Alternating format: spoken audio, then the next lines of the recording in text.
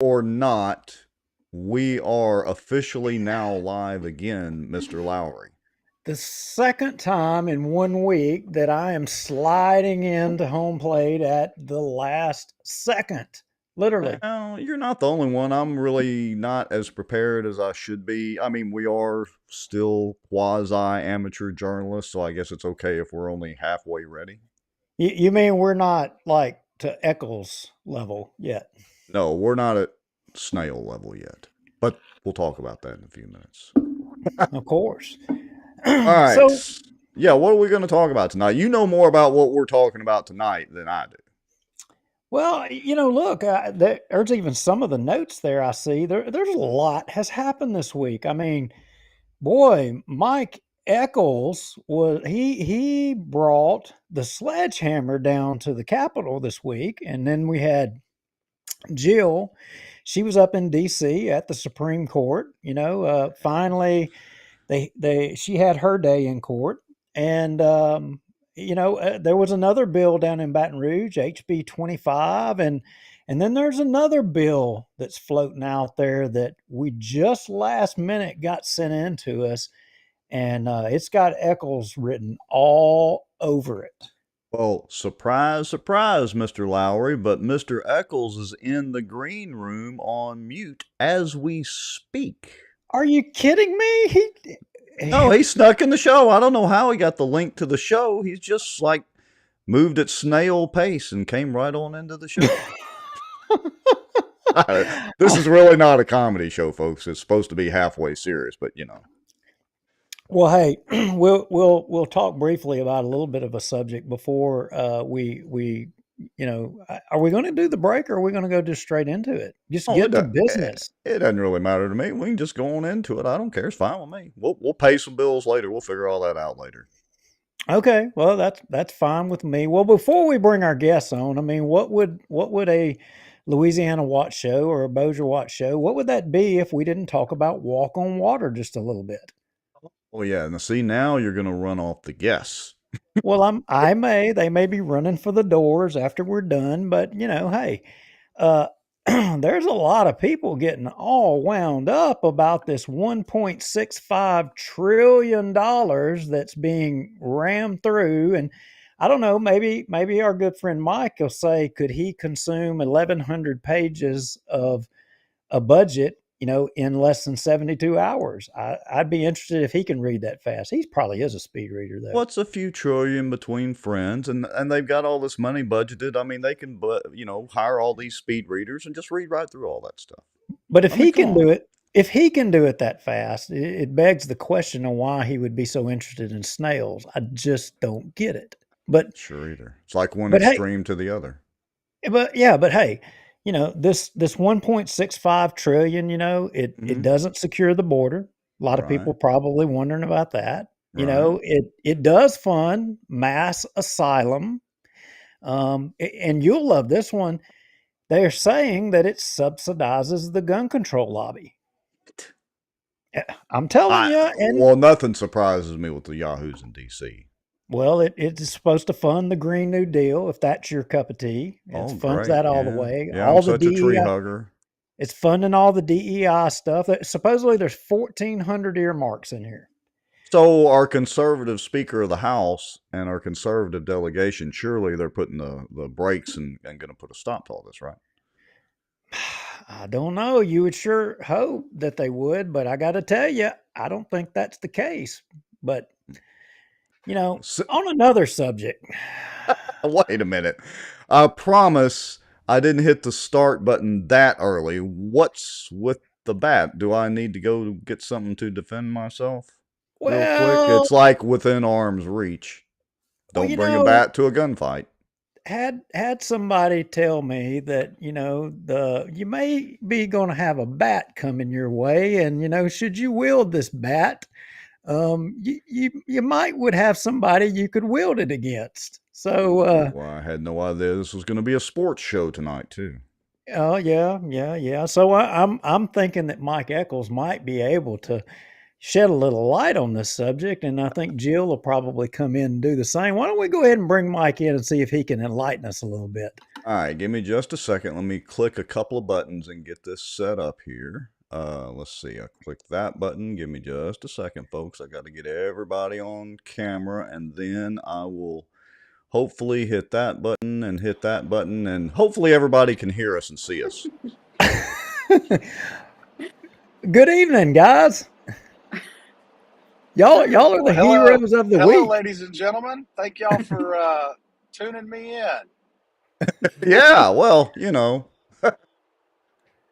Now, Jill, Mike reached out and said that he had spies and understood that we might was going to mention his name tonight. So I did him send him the link, and I said, "Well, if you so choose to crash the party and enlighten us a little, you're more than welcome." I'm so glad to see him here. I can't wait to hear what he has to say.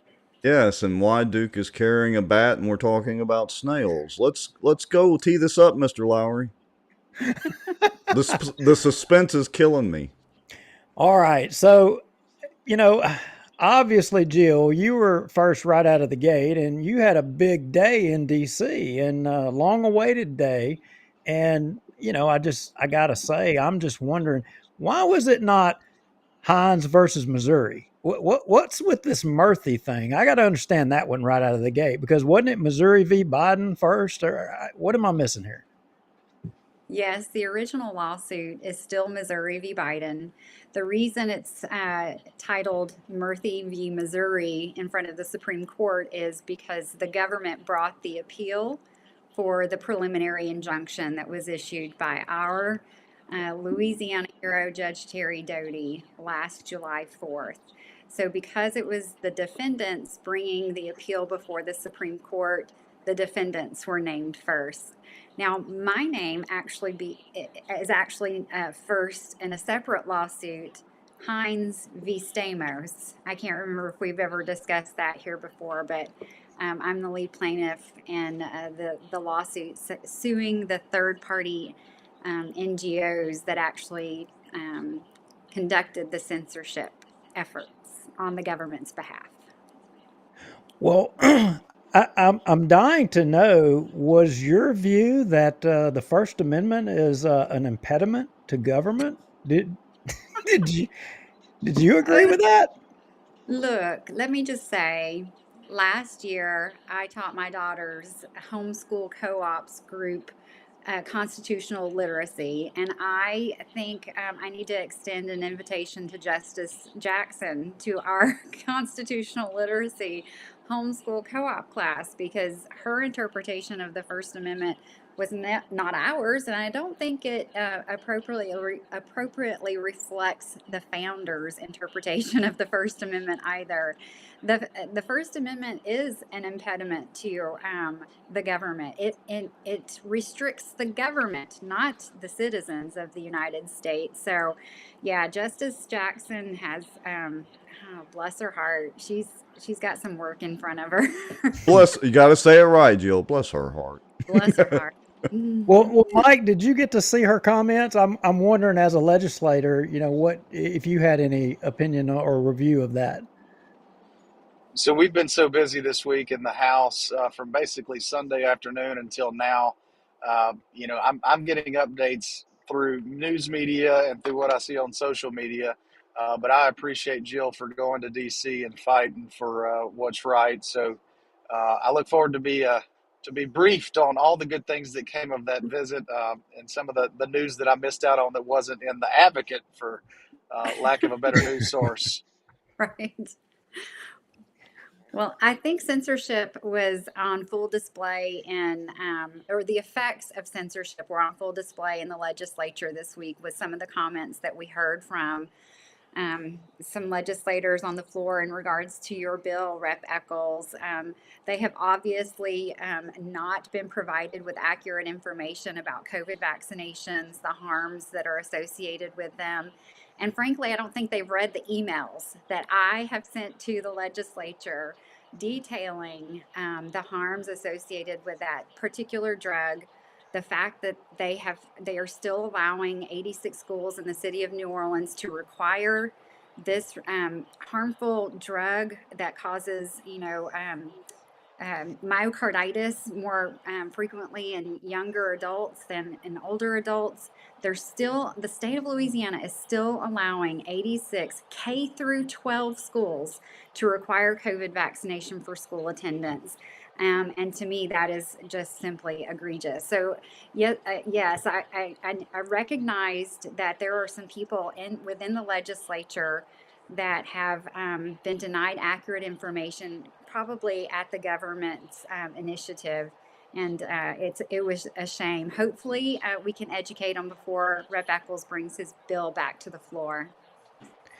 I think I think you're absolutely right. And I watched the whole video of Mike on the floor, and he was peppered a lot about the science. And I got to tell you, when I was watching Mike, I kept thinking about you because I was like, man, if only they could be together to debate this on the science. But Mike held his own good. He did. In fact, Rex, if we could get the restream video, propped up, there's a couple of cuts that I want to show, and because Mike had some zingers, he really did. So give me a second here and let me make sure I can get our guests added in. So give me about 30 seconds Okay. and So I'll get Well, everybody let, added in. let me let me tell you guys, for the last 3 years, the atrocities that this previous administration committed around our state, the policy failures, the tens of millions of dollars spent on misinformation, that was criminal. But Yep. I had 3 years to prepare to give this floor speech, and I did it from the heart, not from notes.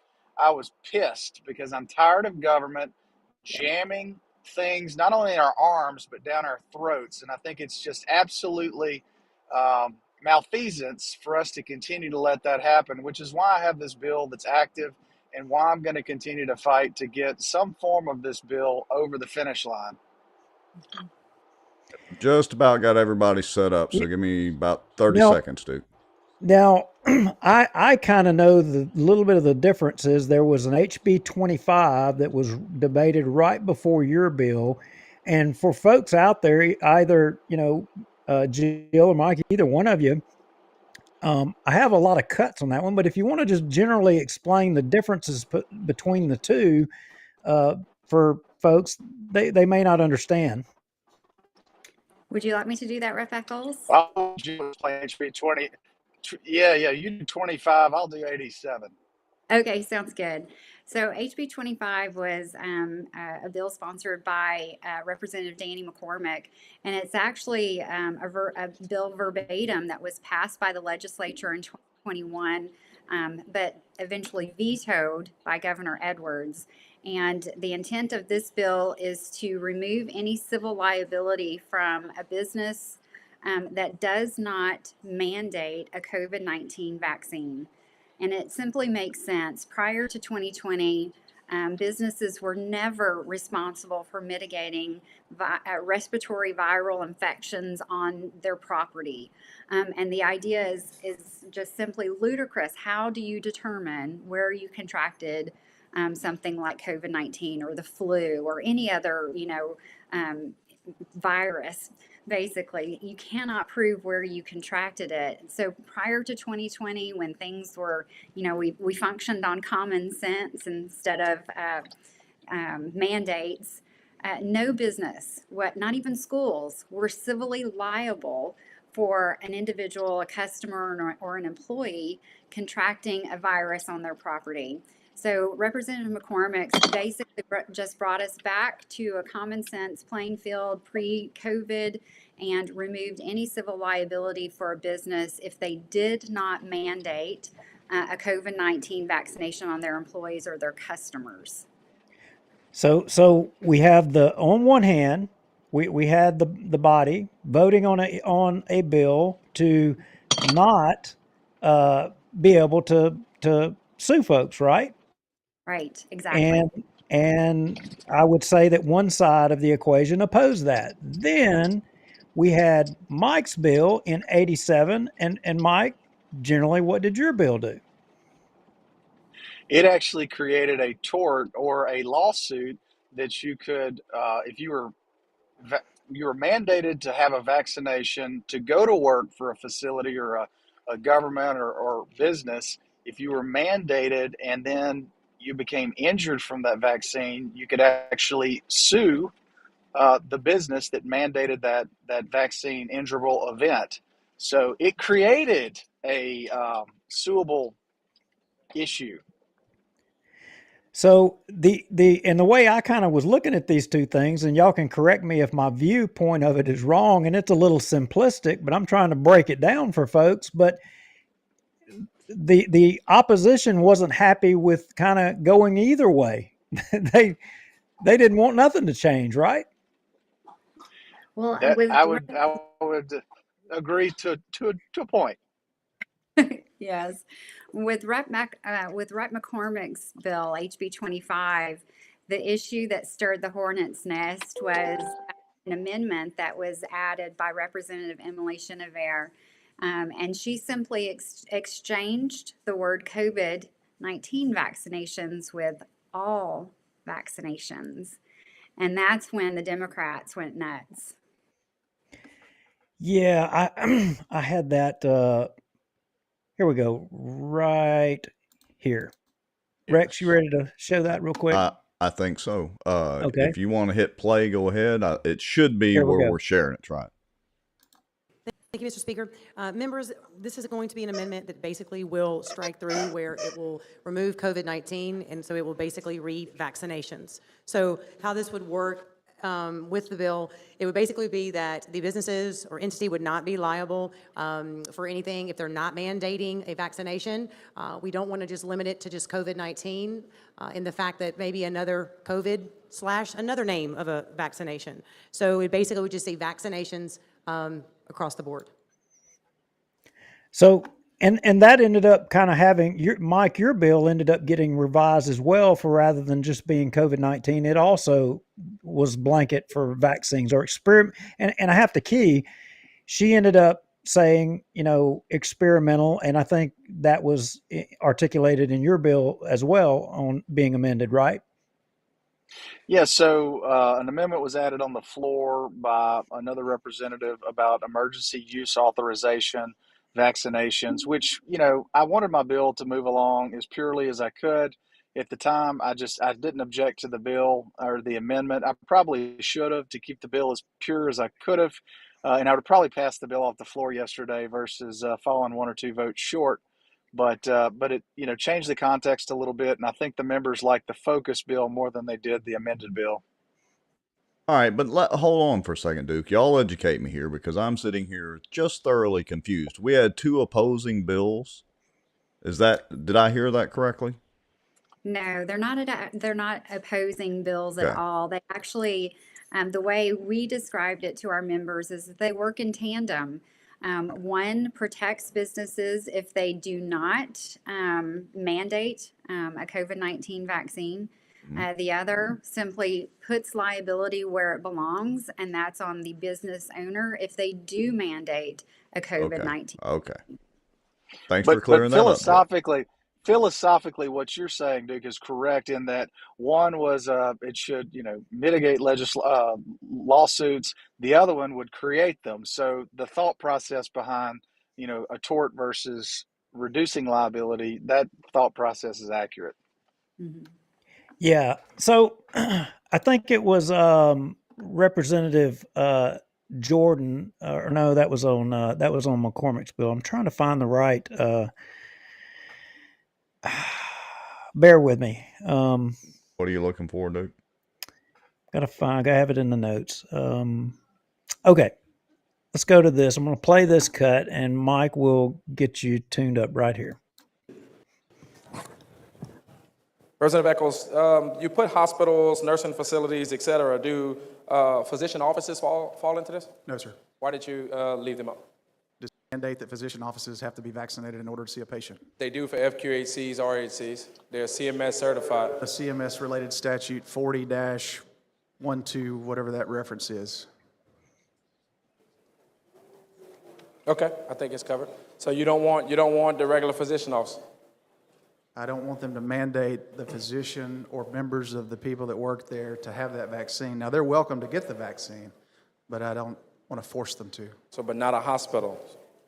So a hospital you want to treat different from, so when a they're doctor go covered- in the hospital, it's going to be different from them working in their office. I don't want my hospitals to lose their funding based on an egregious act by the federal government. Okay, so Mike, could you break that down a little bit? Because it's a little confusing on the front end, but break that down a little more. Yes, so hospitals and nursing homes, there's some funding requirements through CMS that if they don't do a particular thing, they could potentially lose their Medicare or Medicaid funding. So the bill had some exceptions for those two issues. You know, if you look at other states that have completely eliminated mandates, they always have exclusions in there because of CMS and Medicaid. And the last thing we want to do through this process, of course, is have the federal government come in and shut down our hospitals and our nursing homes. So all the states, the most conservative states, have included that language in their bills to ensure that doesn't happen. Now, do I want that? No. I think that, you know, it's laughable to me that the previous administration and others talk about shortages of healthcare workers. Well, these idiots created it when they mandated all these folks take these COVID-19 vaccine. 10 to 20% of the healthcare workers said, "Pound sand, government, I'm out." So we created this artificial workforce shortage. And to me, that's one of the dumbest things that has happened of all this. And then they're looking around going, well, where did everybody go? Well, hell, they didn't want to take your dumb vaccine. So that's been the biggest problem to me, is that we've created so many of our own problems by horrible healthcare policy. Could you tell us how That's you really true. feel, Mike? Well, I think my debate presence yesterday has really unleashed me to say really whatever I feel at this point, because I can't fix dumb anymore. All I can do is try to come up with decent legislation. I'm going to continue to try to improve it, and hopefully my colleagues can get on board and we can put this thing into law. And can I just say, I wholeheartedly agree with you, Rep. Echols, but the human rights advocate in me screams unethical when we talk about the government tying federal funding to a medical intervention on a group of people. That just literally defies medical ethics. There should be no monetary compensation in exchange for a medical intervention, supposedly preventative medical intervention for which the consumer, the patient, cannot sue if they are injured or killed for that medical intervention. I mean, it just screams unethical to me. So I know I mentioned to you earlier that if we could include healthcare workers in any kind of future legislation, or just ensure the fact that their exemption, their religious exemption, which is, you know, pretty much guaranteed under federal law, the 1964 Civil Rights Act, if we could guarantee that their religious exemption would be accepted, it would be a knockout. We would just love that in any future legislation. Well, well, this next exchange I think might be one of my favorite parts, but there's a lot of gems in here. I'm going to play this one and then let y'all both chime in on this one. Representative Echols, I'm totally confused. No Here doubt. it is, lobby says you're anti-business. And I've been down here a long time, 4 years with you, and I hadn't seen you when you didn't vote for lobby in the last 4 years. Have you voted against lobby in the last 4 years? Thank you for asking that question, Representative Carter. In 4 years with lobby, I have 3 baseball bats. I've walked this floor, I've talked to members about the baseball bat, because that's our little prize if we vote pro-business throughout the year. And I'm very proud of my business voting record. In 4 years, I've got 3 bats. Members, can y'all keep the discussion on the bill? In 4 years, Mr. Speaker, this relates back to this vote because it goes back to the COVID-19 vaccine. 1 year ago or 2 years ago, Beryl Amity brought a bill around vaccine requirements. It would have impacted businesses. I didn't think it was right to force employees to take a specific vaccine, and I voted against that bill. And that tarnished my perfect business voting record. But guys, if you bring that bill every single year, I'm going to vote for it. I don't care if I ever get another bat. if I ever get another award, if I rank 0 on the scale because I think it's the right thing to do to protect our children, our individuals, from having to be forced as a condition of employment or wherever you're going to take that vaccine. Do you agree with their statement? This bill creates a new pipeline of litigation against Louisiana businesses. It doesn't create a pipeline of litigation if you don't mandate a vaccine. Well, stop at that right there. So are you anti-business, Mike? Dang, that guy's good. Y'all should listen to him more often. Am I anti-business? No, I'm probably one of the most pro-business, pro-entrepreneur, pro-free enterprise guys you'll ever meet. But like I've said in that debate, I am pissed about this issue continuing to plague our state and our citizens. And enough is enough. We got to fix this problem.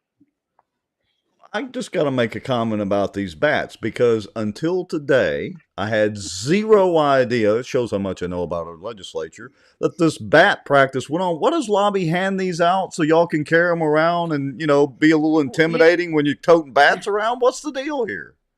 That actually has an entrepreneurial flair to this award. Mariucci Bats, which is a prominent baseball bat in the batting world, is produced in Louisiana. And so as a prize, if you have a perfect voting record throughout the year, you vote 100% on any of the pro-business issues, you have a potential shot at being awarded one of those baseball bats. It is definitely something that's an honor to be recognized for being pro-business. And of course, that bat is one of those prizes. Now, they have other things, honorable mention and list and report cards, which, again, if you're a pro-business legislator, you want to be recognized for making the tough votes to create and grow opportunity in Louisiana. And so it is a point of pride. And Lobby is a terrific organization to get to partner with on very creative legislation to create better policy for our state. So for me, it has been an honor to receive those bats. But like I said in that debate, if I rank 0 going forward based on having to bring this bill, I'm okay with that because I can sleep at night. Well, Otherwise, I think we just should refocus and fix this problem once and for all. what I have a question I'll ask Jill, and Mike's talking about ranking 0.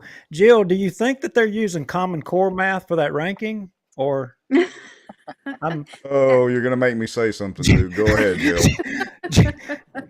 I'm Look, sorry. Did I really just say that? The only ranking that matters to me is my ranking for Rep Echols, and he has hit a home run.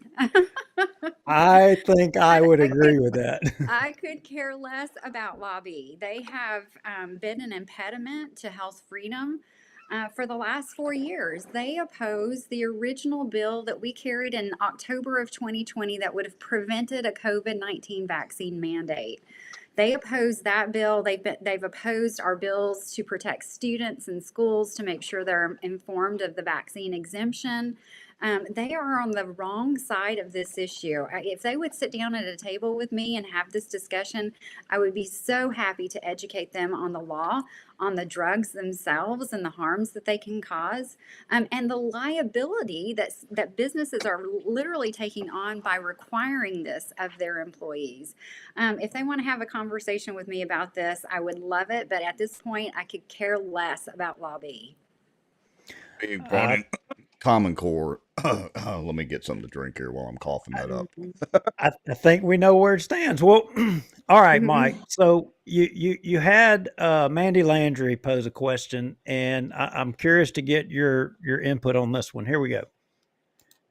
Rep earlier, don't you think COVID is a once in a hopefully lifetime that we did the best we could with it and it has petered out? Why are we still acting like it's 2021? Like, what is the impetus for this still? Just to prevent it from happening. Go ahead from there. Say it again, Sam. Well, obviously, government started and stopped our economy again and again and again for multiple years.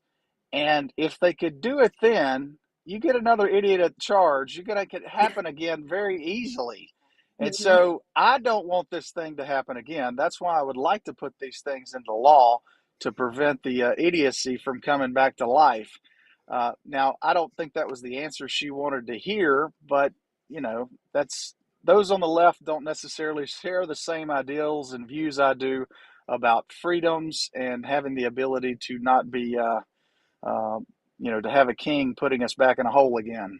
Mm-hmm. Now, Jill, both of these bills and this subject matter plays into what you were just right there at the Supreme Court about, because had the public had the ability to be informed or share information, Mike cited a previous committee meeting, where what was his name, Cantor, and it talked about people didn't even know the number to report an injury, and Right. social media and the government, didn't they have a role in limiting communication of the public and the use of social media? Isn't all this intertwined? Absolutely. Every single bit of it is intertwined. And the fact that these legislators are so ignorant on the issue just simply reflects the fact that they have been denied accurate information, not only from the social media sources, but our own Department of Health, which I have literally battled the last 4 years. So I know between my communication with them, asking them to get information not only in front of the public, but in front of the legislature, provided accurate information on VAERS reports, which they never did, which I'm extremely thankful for Rep. Echols for calling that committee hearing when Cantor came in and testified about that 800 number, for which a consumer called us afterwards and told us that she called the 800 number to tell them about her experience following a COVID-19 vaccine, and the person at LDH told her it's not a reportable event. And now we know that it is a reportable. I mean, it just blows my mind, the incompetence at the Louisiana Department of Health the last 4 years. But again, it goes back to the fact that they were dead set on carrying out the government's narrative on vaccines, on mandates, mask, everything. And our voices in opposition to all of this were extremely suppressed. We know now through, evidentiary findings, the depositions, the discovery in the lawsuit, that the government literally had a narrative that was allowed on social media and a narrative that was not allowed on social media. And our voices were silenced. I do believe that people were incredibly harmed by it. They were denied effective information about effective treatments for COVID-19 itself. They were denied information about the harms associated with the vaccine. So yes, the ignorance that's on display amongst some of our legislators, I think, is a direct reflection of the information that has been denied them the last 4 years. Well, I got to say, Mike had to be just wanting to punch a hole through the lectern, because I didn't hear it once, but twice, but more, 3, maybe even 4 times, different reps question him about statistics, facts. Did he have any? And Mike, I'll just let you kind of run off the rails on that, because I was aggravated listening to it. You had to be even more aggravated listening and having to repeat yourself over and over and over again. Well, part of the process when you're doing that work at the lectern or in the well is the opposing party or the opposing ideals. Their job is just to try to throw you off your game, get you to say something that's really out of character, and then they can run with that as part of their diversion strategy. I've been at this game for 4 years now, and I've had enough conversations around COVID-19 and all the other government crap that's happened that I was ready for whatever they had to say. I could have given them 100 pages of facts and data, and they say they would need 101 because the 100's not enough. Mm-hmm. So as those on the left narrated that way, they can Google this stuff. If they're not talking to their constituents that have had these issues happen, then shame on them. But this data is easily able to find. And our government, our state government, now that we've actually got better reporting around the vaccine injuries and things, the data's there too. our government, our state government, now that we've actually. So, Rex, and by all means, cut me off whenever, because I could talk about this all day long. But Mike, I heard in there someone tried to they even got you to say it's Trump's fault, and you said tried to get you to blame it off on Trump. That was entertaining, and I think you even converted one of the Democrats to that was going to start voting for lobby in on the next upcoming issues as well. That was entertaining. But our one of our local reps, Dennis Bamberg, he had a question for you, and this was extremely entertaining. And I want to play this for everybody. So listen here, and then we'll get both of y'all's comments because I thought this was hilarious. Echols, is this your first bill? No, I'm just kidding. My first bill today. First bill today. My question is, how would this be effective if a company or a school system had a very narrow opt-out for, say, religious reasons or something like that? So it's mandated except for an opt-out.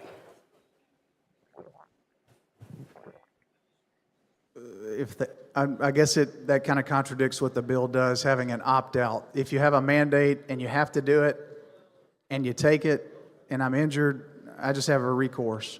Okay, let's say I'm a student in the school system, and my parents signed me for a religious opt-out of the... Well, then you can't sue because you didn't take the vaccine. Okay, does the company or school still have liability if they allow any opt-out? If you don't take the vaccine, there's no liability. You didn't take it, you didn't get injured. Okay, is that the company making a mandate, or is that a company not making a mandate by leaving the opt-out available? If you tell me I have to take it to come here and I do, and I get injured, I can sue you. No matter what, if you choose not to take it, there's no injury, so my law wouldn't apply. Bueller. Dennis. Sit down, Dennis. Phoning a friend? A friend's phoning me. Okay. So is it normal to phone great. a friend? I didn't know. What is that, Jeopardy, or what show is that where you can phone a friend? So, Okay, maybe that is a little first, word. I want to. Go ahead, I want to Mike. say that Dennis is a terrific state representative, an extraordinarily conservative guy, and he and one of his colleagues from Northwest Louisiana were conferring over how to ask me the question appropriately to try to get the answer that he wanted. So I understand why he was phoning a friend there, but Dennis wanted to support this bill, but he too had a conservative approach in that he thought that expanding this tort may generate some additional lawsuits. And so I get the concern for that. So while the bill is still active, I'm working on making some repairs to it. So all my conservative colleagues will have no excuse but to vote yes on this bill. Well, was that other colleague, Michael, Southwest Airlines Mellering? Hey, I love Mr. Southwest, and he's another terrific conservative that I've really gotten a enjoy working with so far. Ton of great ideas. But yes, he was his phone a friend in that incident. This is great. Well, I did note at the end when you came back to close, and I'm going to jump forward. Representative Ventrilla made the amendment to change yours from COVID-19 to cover all vaccines, and you went to close, and you brought the hammer at your close, and I want to play that, and it was really impressive to me. So listen up, folks. Do we have any more questions on the bill? Representative Echols, you have the right to close. Thank you, Mr. Speaker. Members, we've had a vibrant debate around this issue. I want you to know, seriously, I wouldn't have brought this bill if I thought I was going to hurt business. That's not my intent. I love working with Lobby. They're a terrific business group. They're working on solving problems, trying to make our state more competitive. Do I think them opposing this bill is a fault? No, because they're just trying to protect business. But what I am encouraged to do is what other states that we aspire to be. We stand in this room each and every week debating bills, trying to make Louisiana more like Texas, more like Florida. And oh, guess what? Florida in 2021 implemented one of the most strict COVID mandate bills on the face of the earth. For small employers, if you violate and mandate this for your employees, to my friend Mr. Mellerine over there and his Southwest Airlines story or cruise line story, I think Florida's got a pretty good tourist population. They told those companies, pound sand, if you decide you want to mandate this. I'll stop it right there. Classic. I mean, who needs a bat when you have a sledgehammer? And that was a sledgehammer. Well, obviously my vocabulary has not expanded much because I've used pound sand multiple times this week. I need to get back and see if I've got any other words that I can come up with. I'm just in awe of being in. I'm just in awe of being on a show with greatness. That was great. What good. Well, I was fired up. I've wanted to have this conversation for 3 years with my colleagues.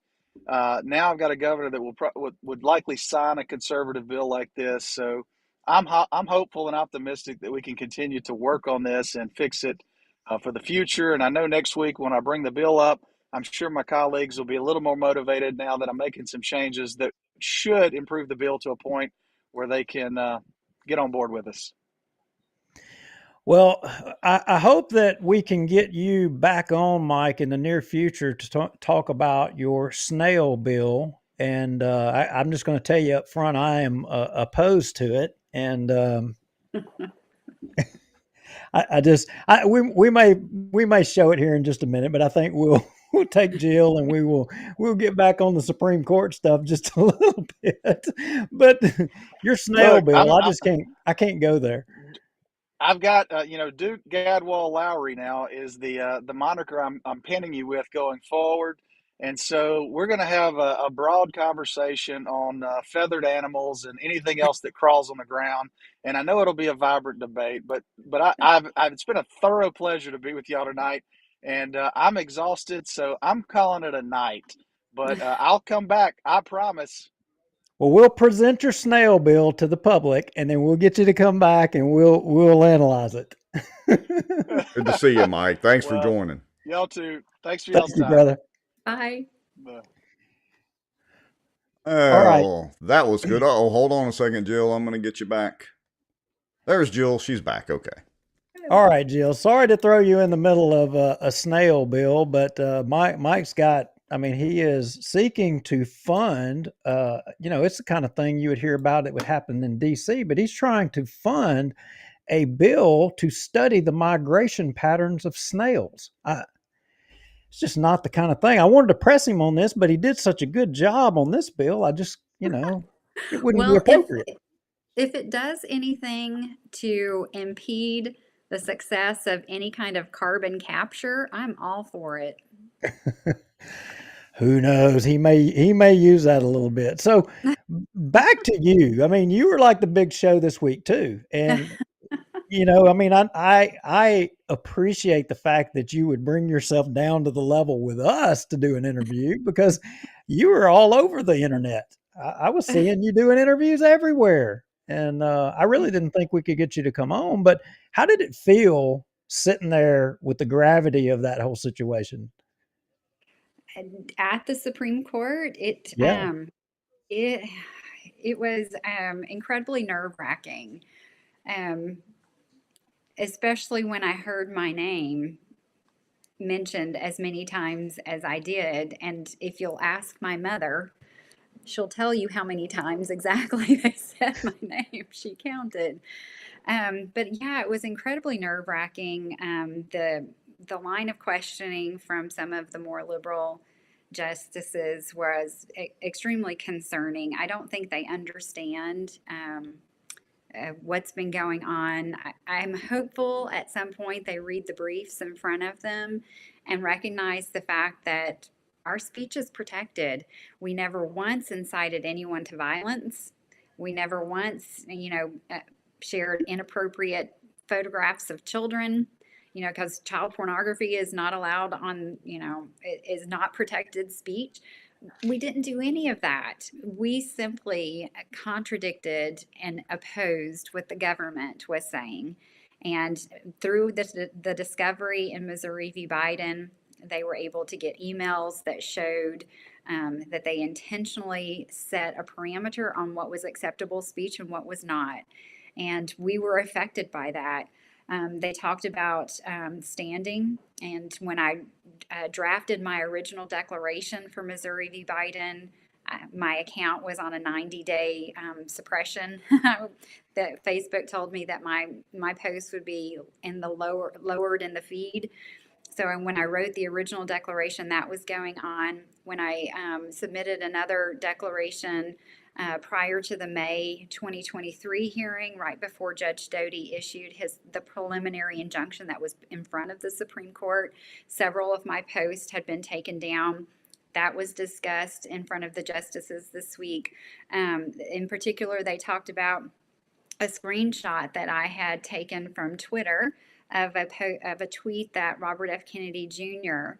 had shared on Twitter, and I took a screenshot of it, shared it on Facebook, and it was immediately taken down.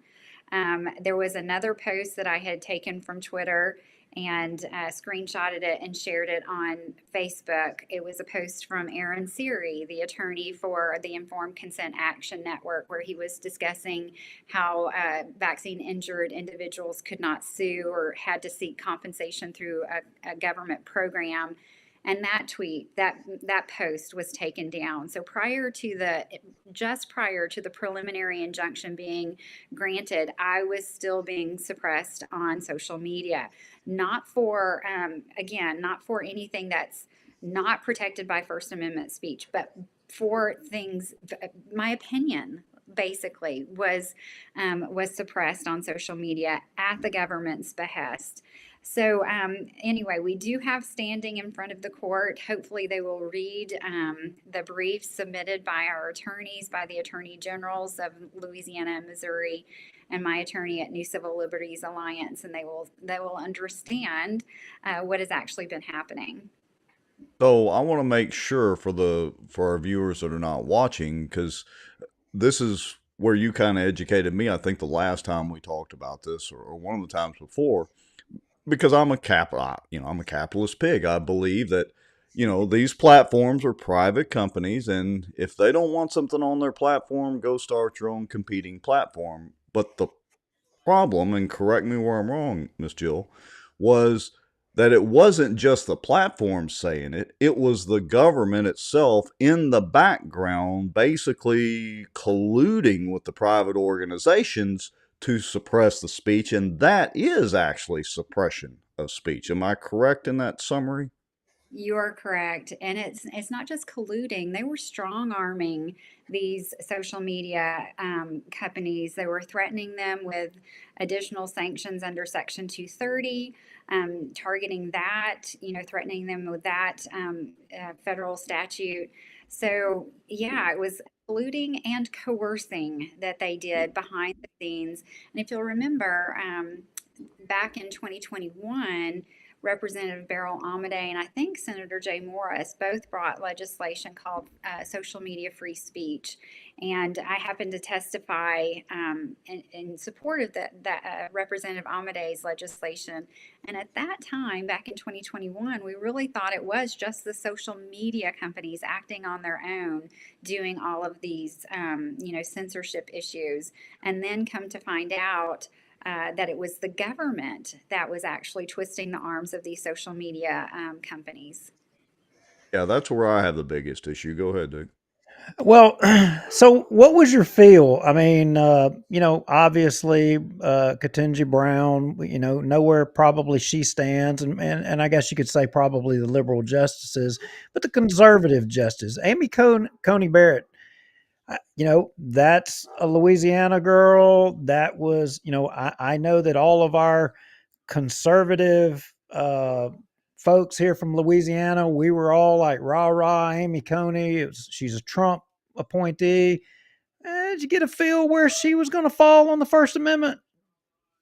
Oh, Well, it's hard to say. I've heard two differing opinions on the direction of her questioning. One being that she was trying to be helpful, and the other was not so positive. So I don't know how to interpret her. She is. She's a mystery to me. I've not seen her rule in appropriately, in my opinion, appropriately in regards to vaccine mandates in other states. So that is extremely concerning to me. I'm not sure I appreciate her opinion on Jacobson versus Massachusetts, and I don't know if you guys are familiar with that, but it was a 1905 Supreme Court decision on whether or not the state of Massachusetts could impose a vaccine mandate. And her view on that, I think, is inaccurate, and it has influenced her ruling on other cases in regards to mandates. So I don't know what to expect from her. I appreciate her decision and her ruling in Roe. I do appreciate that, but her other stuff, I just don't know what to expect from her. So she's kind of a mystery at this point, but I do feel strongly that we have the support of the truly conservative justices. Justice Thomas, of course, is firmly in our corner. Alito, Gorsuch, of course, wrote an incredibly wonderful, I can't remember if it was an opinion or I think it was an opinion on a separate case about a year and a half ago. That was wonderful. So I know we have them and probably Kavanaugh as well. So Coney, of course, Amy Coney Barrett, we would love to see her rule in our favor. And we are optimistic in regards to other speech rulings that came out just recently. The Friday before, there was a 9-0 ruling that came out. We're looking at there were positive questions and comments in the case right after ours that had to do with the NRA in regards to speech. So one of my attorneys actually sat in and stayed for the case following ours, which is that NRA case, and he came away very optimistic. So I don't know what it's going to look like, but I'm very hopeful if they read the briefs in front of them, the case is clear cut. So, give our guest a summary of what a ruling one way or the other would do in this case. In other words, if y'all win, what happens? If y'all lose, what are the ramifications? And also, I want you to add for folks watching, because we have a lot of folks that they tolerate our conservative values because we throw enough rocks at Republicans as well too. But in my mind, as an identified conservative, limited government guy, I think this crosses party lines. I mean, we tend to talk in conservative terminology, but you don't have to be a conservative, Republican, whatever, because Democrats, you're subject to government saying what you can say or not. Am I saying that wrong? No, you're exactly right. And I actually made that comment when I testified back in 2021 that this should concern everyone, because if your speech is protected today, all it takes is an election for it to be disfavored. So back to your original question about the outcome of this ruling. So just to clarify, the case itself hasn't even been heard. What they're discussing right now is the preliminary injunction that Judge Terry Doty imposed last July 4th. The government appealed that preliminary injunction to the Fifth Circuit, and the Fifth Circuit continued the stay, and then, lifted the stay, so imposed the injunction, and then the government appealed it to the Supreme Court. So the issue in front of the Supreme Court is really whether or not the injunction, which basically places a wall between the government and social media companies in regards to censoring specific speech. I mean, they can still go to the social media companies and say there's a terrorist threat, please, alert the public or things like that. That is not what is at issue. What is at issue is whether or not the government can say this speech is allowed and this speech is not allowed. So what is at play? The preliminary injunction. If the Supreme Court rules against us, then the preliminary injunction will not hold, and the government can still have this coercive relationship with social media companies. If the Supreme Court rules in our favor, then that wall stays in place or will be put back in place between social media companies and the government in regards to specific censorship type communication. So that is what is at stake. It's just whether or not the preliminary injunction will stay in place as the case is progresses throughout the courts. So again, the case itself hasn't even been heard. It was our plea for an injunction against the government in their role in censoring Americans that Judge Doty ruled in our favor last July. So a follow-up question to that is, in your opinion, if the case gets or the injunction is ruled one way or the other at this point, then what do you anticipate? I'll just say your side, or what do you anticipate the government side to be at that point? Are they going to just appeal it on back up to the Supreme Court, or do you have any sense of how that works? Well, I don't think, I think this is it as far as the preliminary injunction is concerned. Once the Supreme Court rules on the preliminary injunction, that's that on the injunction. I don't think it will affect the case at all. The case will go forward. Judge Doty wrote in the preliminary injunction briefing that we have basically, I'm paraphrasing, we have a slam dunk. The evidence is in our favor. It clearly shows that the government acted wrongly. And I say government. These are like literally government employees. They're not even Bureaucrats. elected. They're bureaucrats that have imposed their opinion on right and wrong and taken it to social media companies and strong-armed them to silence. And that's another interesting aspect of this that was brought out when Judge Terry Doty asked the government's attorneys last May in his courtroom over in Monroe. He asked them, said, are there any, can you point to any liberal or left-leaning individuals that were censored on social media? And the only person that they could identify was Robert F. Kennedy Jr. But his speech in regards to anything else was not censored. It was one particular thing that this man was saying that they censored him on. And that was the only left-leaning individual that they could identify. Every person that was affected by this was a conservative voice on social media. Are you on that? On the point of vaccines, correct me if I'm wrong, he's been pretty anti-vaccine or not necessarily for it, right? Well, I think Mr. Kennedy's message on that is he wants safer vaccines. I think that's something that we all want. He's pretty adamant about the fact that, if there's a safe vaccine out there, he's willing to take it and give it to his children. And so I don't want to speak for him necessarily, but I think that's his message that has somewhat been misconstrued by the mainstream press. Rex, I'm just wondering, and for anybody watching out there, maybe y'all can tell me, I'm wondering how the mandatory vaccines are going at the border right now. I'm curious how I'm going to get another shot of tea after that. I don't know. It's eating at me.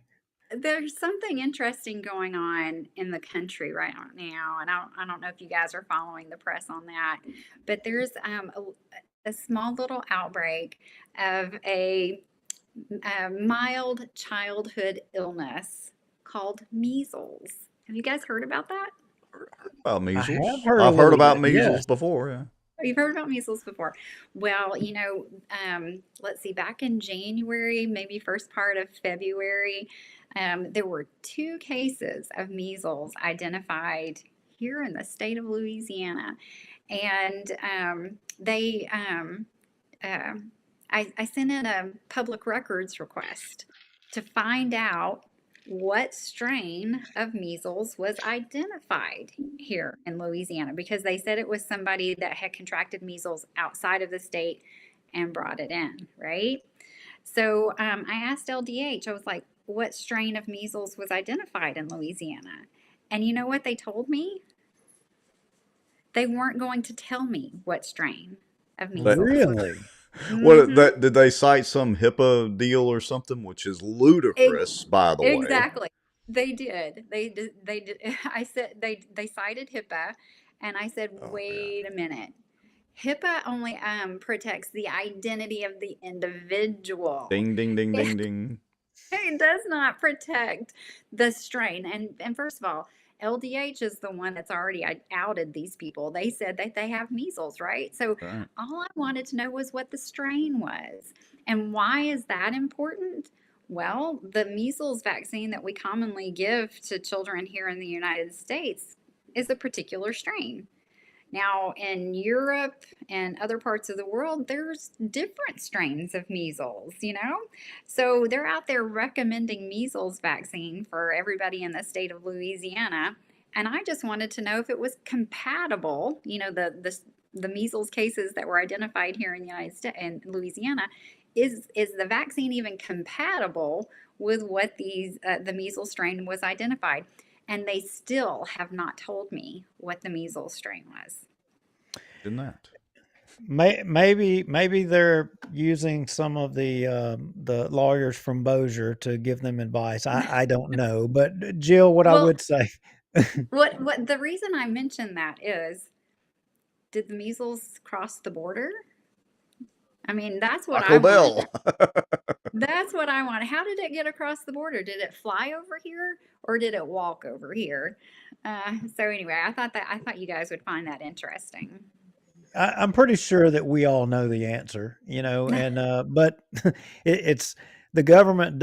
I mean, I guess we're going to all have to start, you know, using the proverbial 2 + 2 = 4, you know, Yeah. thing. I mean, I think we're all going to have to go back to that because I, for one, don't. I don't believe my government anymore. I don't. Don't. And don't, please don't panic over measles. I hate the messaging that we're hearing from government entities. I'm thankful that LDH has been somewhat quiet on social media about it, but if you go to their webpage, it's like panic, panic, panic. Don't panic over measles. Take cod liver oil, up your vitamin A intake, take vitamin C, get, you know, rest and sunshine, and hopefully you'll be fine. But if you have a, you know, a comorbidity or whatever you're concerned about it, talk to your doctor. But I wish that there was not a panic button when we hear about things like this. Our grandparents never panicked over measles. They had measles parties just like they had chickenpox parties back in the day. The only thing different between then and now is a vaccine and money to be made. So I just want to, I'm not a physician by any means. I'm not a medical professional. I just have a lot of common sense. So I would just recommend reading the history of measles and not panicking when you hear the word. The key word is don't panic. I would agree with that. Well, Jill, thank you again for coming on and telling us, you know, about your experience at the Supreme Court. I mean, I've been on the outside of the building. I've never been on the inside of the building. I've always wondered, you know, those are really big doors. Is there like some really big guys on the other side? I mean, it's just, Yes, there really are. I'm so glad you asked that, Duke, because from the time you enter the building to the basically the time you leave, your eyes are on you. There are eyes on you the entire time. We couldn't take a thing into the room itself. There's a set of lockers outside of the courtroom. You had to leave your phone, even an Apple Watch. You had to turn off any kind of alarms on any watches that you may have had. The only thing you could take into the courtroom was a pad of paper and a pen, if you had that handy. And you went from the lockers, you walked with a marshal to make sure that your name was on the list. They walked you back over to another escort who took you to the row that you were assigned. And then there were people with, I mean, it was like a movie. I mean, they had the little earphone things that you could see in the back. They had on the bulletproof vest underneath their white shirts and blazers, and they just kept eyes on the room. Their eyes kept going back and forth across the room, making sure that nobody moved or spoke. If you got, if you're whispering to your neighbor and you got too loud, they shushed you. It was very somber. I did get a little irritated because the guard for the security person for our section stood right in front of me for like the first 15 minutes of court. And I was sitting directly in front of Justice Thomas. And I've been a huge fan of Justice Thomas for years. I mean, everybody has a favorite Supreme Court justice, right? So mine just happens to be Clarence Thomas, and I was sitting right in front of him, and in between, in my line of vision was the security guard. So I was a little irritated. And finally, he moved so that I could see Justice Thomas and see his facial expressions, which, by the way, were almost comical when because he was, listening to his fellow justices ask these ridiculous questions and make these ridiculous statements in regards to the First Amendment. And he would just put his hand like that and rub his face and just like, ugh. And at one point, he I don't know if it was out of frustration or if he just got bored. I don't know. But, their chairs are huge, and they kind of come up, they're so high, they go above their heads, right? And so he, at one point, leaned back so far in his chair that he was almost horizontal and just looked up at the ceiling in frustration. Wow. That's my interpretation of Now, it. I got to ask you, Jill, when the guard finally Wow. moved, did you do the fangirl wave and wave to Justice Thomas? No, I really wish I could have asked for an autograph or something. If one day I can get a signed copy of Missouri v. Biden by Justice Thomas, I mean, it would make my day. But it was an incredibly surreal experience. And then they started throwing out my name, which was, I turned to my left. Dr. Jay Bhattacharya was sitting next to me, and we were just both so surprised when they started saying my name. I was like, "That's me." Everybody looking at you and pointing at you, or Yeah, of course nobody else. I'm small fry in comparison to my other plaintiffs in this lawsuit, so they didn't know who I was. But I was just like, but my mama knows, and mom went back and re-listened to it, and she came away. She goes, "You know how many times they said your name?" And she knows they said my name 26 times. that's hilarious. Wow. I Wow. can just see you in there. Hey, Clarence, that's me. Right here. It's me. Little old me. That's That is an awesome. awesome story. Yeah. Wow. Yeah, it was an interesting experience. And interestingly enough, there was a woman in the room that was sitting behind me and to my right that I'm suing in the other lawsuit. Renee DeRista, former CIA. She is, I think, the assistant director at Stanford Internet Observatory, and I'm suing her in Hines v. Stamos. And she was sitting over my shoulder and to the right. So that was kind of interesting too. Again, I don't think she knows who I am, but I know who she is. She's CI or ex-CI or whatever. You never know. But you Yeah. got Clarence Thomas in your corner. He's got your back, so you're good to go. Yeah. That's all that Yeah. matters, really, right? Well, him and 4 of his closest friends on the Supreme Court. There you go. He's got We some need buddies. Yeah. We need at least 5 of them. Yeah. Well, hopefully a majority will make the right call, and good Lord willing, they do that. Yes, good Lord willing. And I think the Lord is on our side on this issue. He sees speech as an inalienable right too, God-given right. So yes, hopefully the Supreme Court will rule in our favor on this issue. So one last question for me is, when is the ruling supposed to come out this summer? June. June. Okay. June, and my attorneys actually think it's probably going to be the last one issued. All right. Oh, Well, wow. we'll have to get you back on once the ruling comes out, or maybe we'll do a watch party or something. Oh, yeah, that'd be cool. Yeah. All right, Jill. Thank you so much for, filling us in on your experience. I mean, I felt like I was there a little bit. Oh, you're so welcome. I wish it was one of those places. Of course, there's only audio. There's no recording of this. So I wish there was a way that they could record so you guys could see what's going on their, the expressions that they're making, the reactions from individuals in the case. Because when Justice Jackson made that comment asking about the First Amendment hamstringing the government, I mean, everybody, you could see head pops like, did she really just say that? It was so Wow. ridiculous.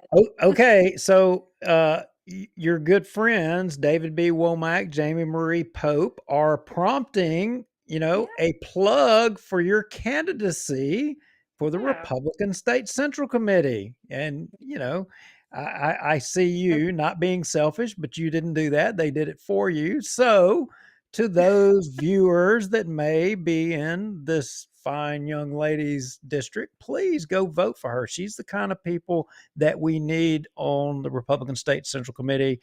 You can tell steering policy and taking positions. I mean, her judgment and discernment is top shelf, no doubt. Thanks, guys. I appreciate that. And is that an endorsement? You have my endorsement. You got mine too. Take it For to what the it's bank. worth, you got mine too. That'll be the first. So thank you very much. I appreciate that. Yeah, All right. I hope, I ran 4 years ago for RSCC. Nobody knew me, and that's totally fine. They still don't know me. It's okay.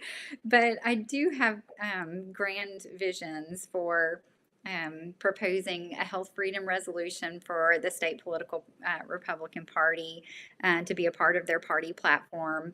We've seen over the last 4 years how just the tremendous infringement on health freedom has caused chaos in our state and in our society in general.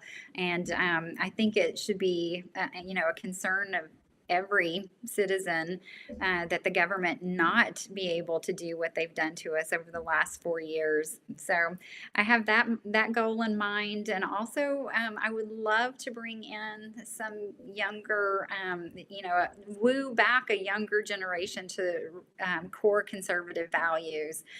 So I hope that if I can make it onto the RSCC, I can influence the party in that direction. Be a wonderful thing, and God willing, and definitely going to need God's help to do some of that. That's so true. That's so true. I have a very worthy opponent. She's served the city and the state for the last several years, and our community too. So anyway, either one of us would be great on RSCC. But I do have a vision in mind, and hopefully our community agrees with it. Well, should you not make it, and I think you'll make it, but should you not make it, I agree with what you're saying, and I can speak for Jamie Marie Pope and others who are on the State Central Committee or will be, David Womack. I mean, there's an army of us that are more than willing to carry that message on and to try to, fight for that as well. And I think we probably ought to take a shot at the national platform. Yes. I would point out 2016, I was a part of that delegation where the most conservative platform in the history of the party was adopted. And I think we're going to have the opportunity to amend it to make it even more conservative. So I wouldn't mind helping you trying to accomplish that as well, too. Thank you so much, Duke. I appreciate that. All right. Thank you, Miss Jill. We appreciate it as always. Thank you, guys. See It's you always later. so fun chatting with y'all. Anytime. Good night. Okay, bye. Well, Well, that was interesting. I was totally entranced I guess that would be the appropriate word, with her talk about the inside baseball of SCOTUS. Just her talk about the chair and the expressions on the faces. That was awesome. I mean, aside from the case part of it too, which is very interesting, but just the inside baseball, how that works. Yeah, because I've been up there and stood outside the Supreme Court, right there on the steps. I mean, everybody probably saw a lot of pictures, and when you stand outside there, unless you've like been in her shoes on a case like that, you sit out there and you wonder about the room inside, because you don't ever see any video. I mean, remember in Benton, you can't video in the courtroom or God forbid. record. But Well, after sitting through that, I understand why they don't want any video. I'm just saying. But anyway, go ahead. But I well, digress. Go ahead. yeah, that's right. So anyway, yeah, I've always kind of wondered about that on the inside. If you were actually sitting in there, I mean, she's actually the plaintiff in there. I mean, she was literally in the hot seat. So it was interesting to get her perspective, and I appreciate her sharing that with us. Yeah, that insight was awesome. All right, Mr. Lowry, anything else for this evening that we need to discuss? Well, for those of you watching, Mr. Echols was so kind enough to share, his wonderful insights on HB 87. I think he was dead on the mark, and I don't know. I think he would hands down be our cockroach of the week, without a question. I think so. So I'll have to find a picture of him, which I'm ill prepared to do at the moment, and put the little cockroaches all around him. I'll have to do that, and I So, don't have a picture right now. Hold well, on. that's okay, but folks watching the show that they may, if they watched Bossier Watch in the old days, we used to have a thing where we had we picked someone once a week, Right. and and we gave them the award, the cockroach of the week. Yes. And to a lot of folks, they may say, "Oh my gosh, y'all are Yeah. What the heck are you guys talking about? yeah, you're talking good about him, but now you're turning around talking about going to call him a cockroach or give him the cockroach of the week." Well, the thing is that award, it's not necessarily a bad thing. It can be a good thing Right. or a bad thing. And in Mhm. this case, it's a good thing. And I guess we're going to have to explain the why it would be a good thing. Folks are probably wondering, well, how could it be a good thing? Well, okay. So a little bit of the past history from, our history, starting Bossier Watch and launching all that. To make a long story very short, and chime in anytime you want, but a certain group of us that were on the Bossier Republican PEC, the executive committee, were labeled cockroaches and cohorts by a certain elected official here in Bossier Parish. And so we've taken that kind of where actually that, wear it as a badge of honor many times because, it's like being the Fantastic Four or something. We're the fantastic cockroaches or whatever. Anyway, so it can kind of go either way. And so in this case, yeah, I think Mike Echols would be the cockroach of the week, and we would label him that as a term of endearment because I am impressed with his snarkiness up there at that lectern talking to people. It was just the perfect amount of snarkiness to get the point across. I mean, he told two conservative legislators pound one to pound sand, and he told the other, do you need to phone a friend? I love it. I love it. Yes, and unfortunately, I don't have the little moving cockroach ready. It's over on the Bossier Watch profile deal, blah blah blah. But I promise Mike Echols that I will post something on Louisiana Watch that will be worthy of his being the recipient of the Cockroach of the Week award, and he can share it out with pride all across social media. The pay sucks, Mike. I'm just going to tell you up front, the pay sucks. Yeah, the pay is terrible. Yeah, so he's putting a little cockroach right there for those of you that are listening. He's proudly displaying a cockroach as his emoji. All righty. Thank you all for watching the show, and we appreciate it. Our guests, Jill Hines and Mike Echols, two great, I would say, public servants. They both, in their own right, are good folks and looking out for the best interests, of all of you, and putting self-interest aside to do what they feel is right. Mike Echols said that himself, and I think he meant it from his heart. And you guys are fortunate to have two people representing you like that in your government. Those are a couple of the good ones. You said it best there, Mr. Lowry. I don't have anything to add to that.